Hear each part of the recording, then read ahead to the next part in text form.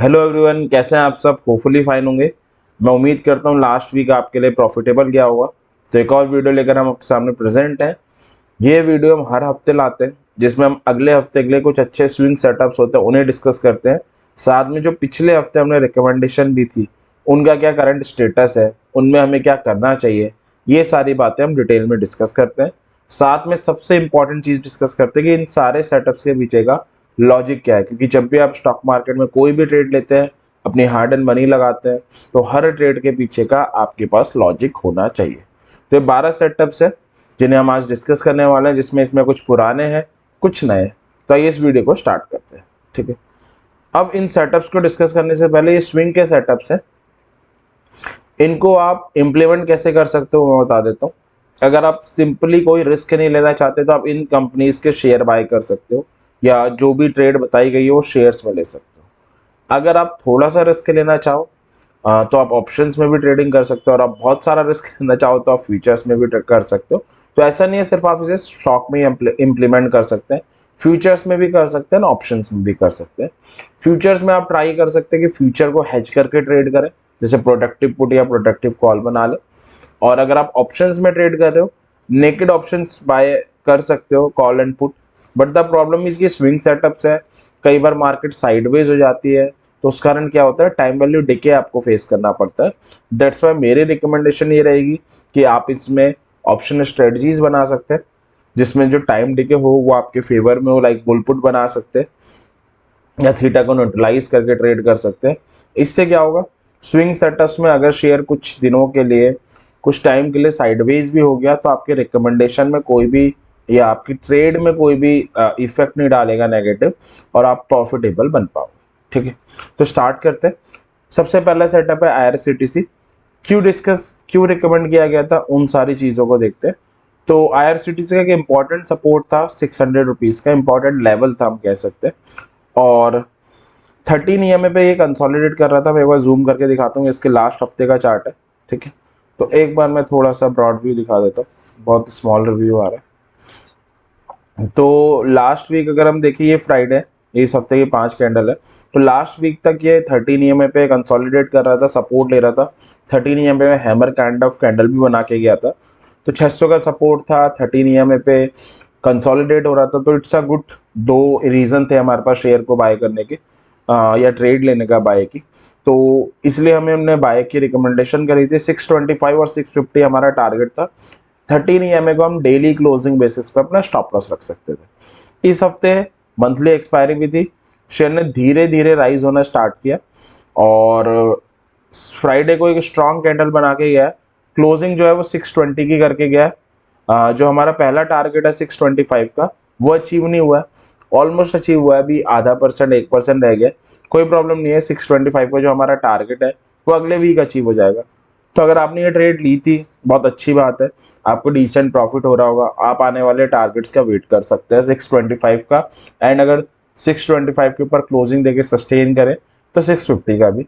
अगर आपने लास्ट हफ्ते ये ट्रेड नहीं ली थी तो ये सेटअप मिस हो चुका है, अब आपको ये ट्रेड लेने की ज़रूरत नहीं है। ठीक है, तो पहला सेटअप था IRCTC, जिसमें टारगेट ऑलमोस्ट आ चुका है। अगर आपने ले ली है अच्छी बात, आप वेट कर सकते हैं। अगर आपने नहीं ली है तो ये सेटअप आपको नहीं लेना चाहिए, क्योंकि ऑलरेडी सपोर्ट से रैली आ चुकी है। उसके बाद महिंद्रा जो लास्ट हफ्ते रिकमेंड किया गया था, क्यों किया गया था वो देख लेते हैं।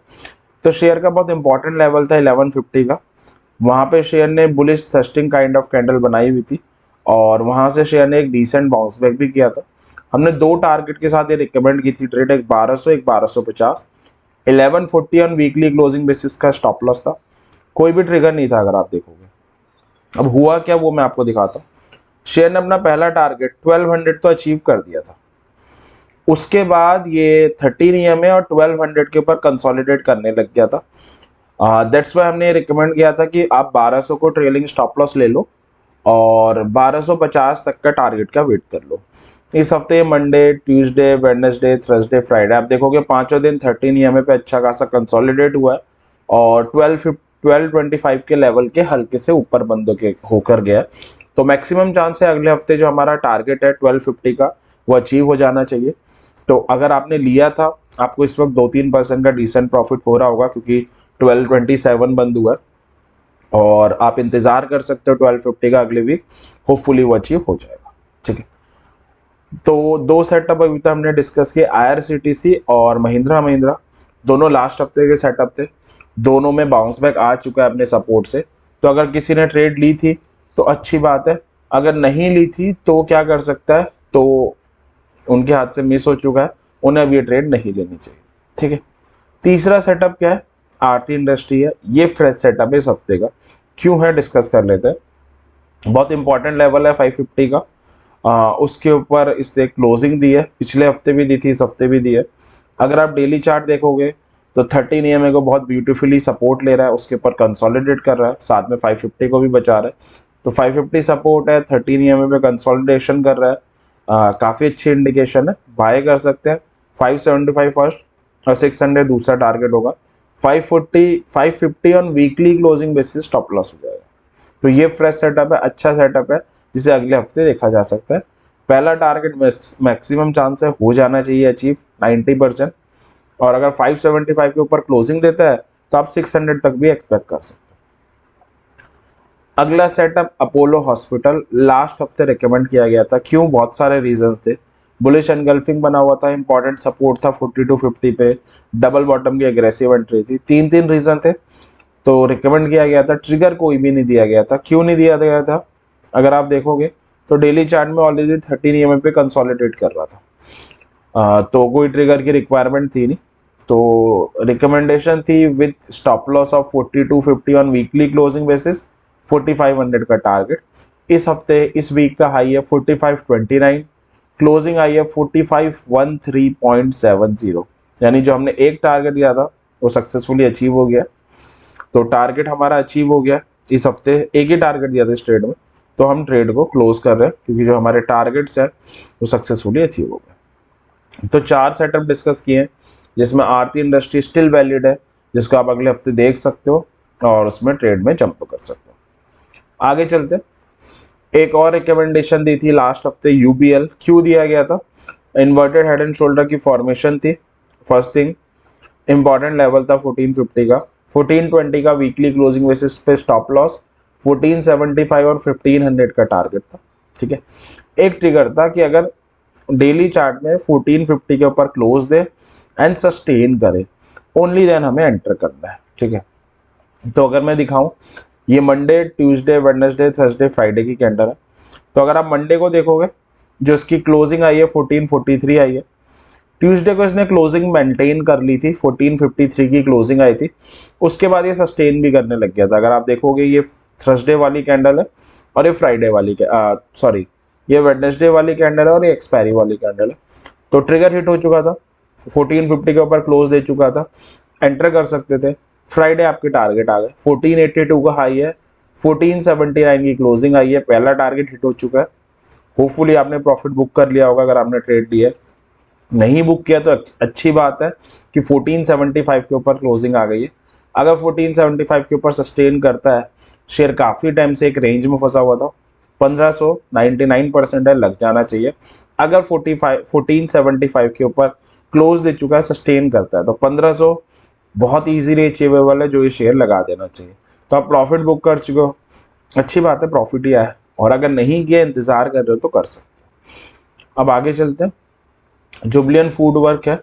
जुबलियन फूडवर्क की अगर बात करें, इंपॉर्टेंट लेवल है 425 का, स्टॉप लॉस दिया था 420 on weekly closing basis, 3 target थे, 450, 475, 500, कोई ट्रिगर नहीं था, क्यों, डेली चार्ट में दिखा देता हूँ। ये डेली चार्ट है, डेली चार्ट में लास्ट हफ्ते शेयर 13 EMA के ऊपर क्लोजिंग देके सस्टेन करने लग गया था, दैट्स वाई मैंने कोई ट्रिगर नहीं दिया था। तो ये भी कहा था आप मंडे खुलते ही बाय कर सकते हैं। मंडे में इसने अपना पहला टारगेट लगा दिया 450 का, अगर हम हाई देखें ये 456 तक गया, बट फिर नीचे गिर गया है, बट स्टिल 13 EMA के ऊपर कंसोलिडेट कर रहा है। तो अगर कंक्लूड करें, पहला टारगेट हिट हो चुका है, अगर आपने ट्रेड ली थी आप प्रॉफिट बुक करके निकल सकते थे, आपने नहीं बुक किया, आप आने वाले टारगेट का वेट कर रहे थे, तो 450 के ऊपर सस्टेन तो कर नहीं पाया, क्लोजिंग नीचे ही दी है। एक अच्छी चीज़ ये है कि अभी भी 13 EMA के ऊपर कंसोलिडेट कर रहा है, तो ये 13 EMA का कंसोलिडेशन हो सकता है 450 को अगले हफ्ते निकाल दे।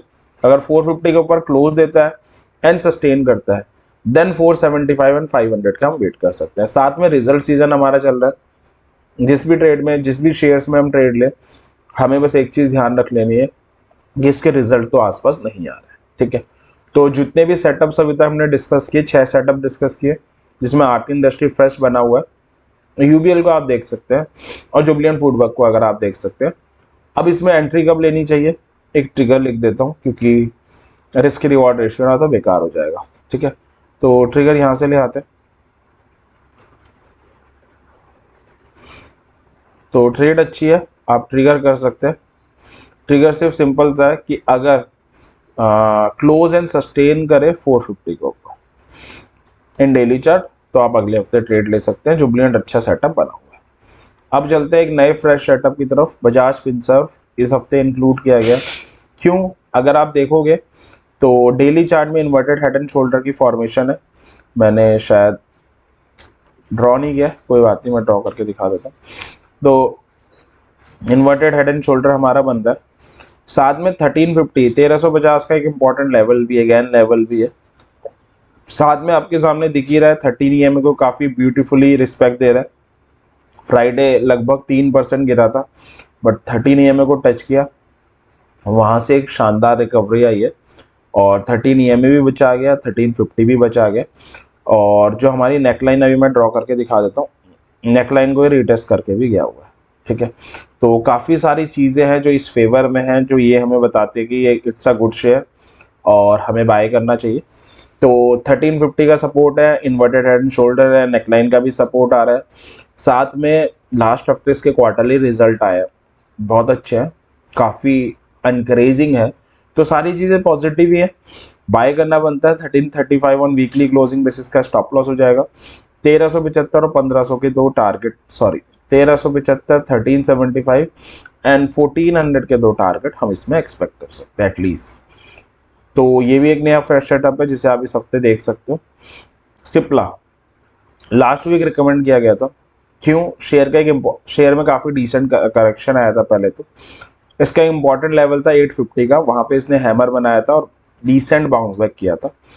और उसके बाद 900 का एक इम्पॉर्टेंट लेवल आ रहा था, इसने उसे गेन किया और गेन किया था 10 अप्रैल वाले वीक में, और पिछले 2 हफ्ते से उसके पास सस्टेन कर रहा है, कंसोलिडेट हो रहा है, चलने की तैयारी कर रहा है, आगे ले सकते हैं। 900 का इंपॉर्टेंट लेवल है, कंसोलिडेशन हो रहा है। 890 ऑन वीकली क्लोजिंग बेसिस का स्टॉप लॉस होगा, 925 और 950 का टारगेट होगा।